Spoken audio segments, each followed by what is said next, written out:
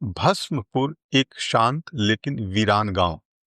बरसों से मानो किसी अज्ञात श्राप की छाया यहां मंडरा रही थी।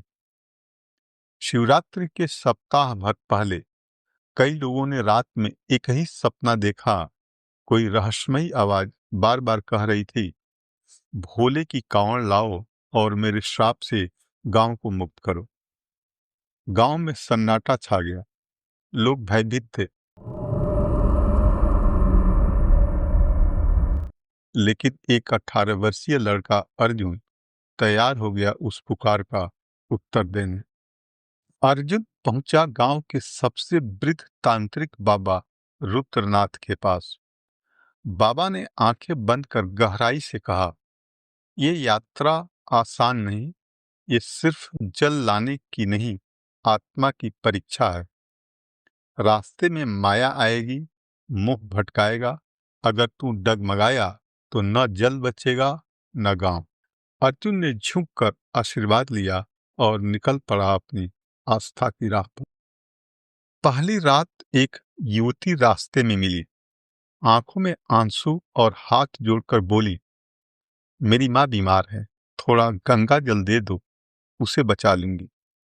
अर्जुन का मन डगमगाया, लेकिन तभी बाबा की बात याद आई।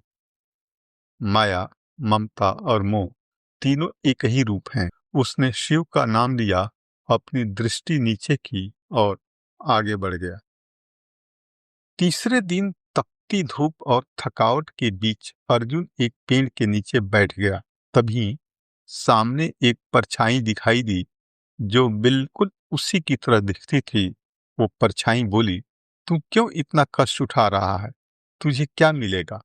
गांव तो वैसे भी बचने वाला नहीं। अर्जुन ने आंखें बंद की और धीरे से कहा, भोले सब कुछ नहीं देते, लेकिन जो देते हैं वो कोई और नहीं दे सकता। आंखें खोली, परछाई जा चुकी थी। हरिद्वार पहुंचना मानो स्वर्ग के द्वार पर खड़ा होना था। गंगा किनारे जैसे ही अर्जुन ने कांवड़ में जल भरा, हल्की हवा बहने लगी और सूरज की किरणें उसके चेहरे पर पड़ी। भीड़ के बीच एक सन्नाटा छा गया। उसके भीतर किसी ने कहा, अब ये जल नहीं, वरदान है। गांव लौटते ही अर्जुन सीधे शिव मंदिर पहुंचा।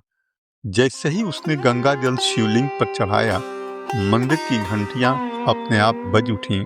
सूखे पेड़ों पर हरी पत्तियां फूटने लगीं और गांव में पहली बार फूल खिले। उसी क्षण अर्जुन के अंतर्मन में एक गूंज सुनाई दी, तू आया इसलिए मैं भी आया। कांवड़ जल लाती है, लेकिन सच्चा भक्त शिव को खींच लाता है। ओम नमः शिवाय।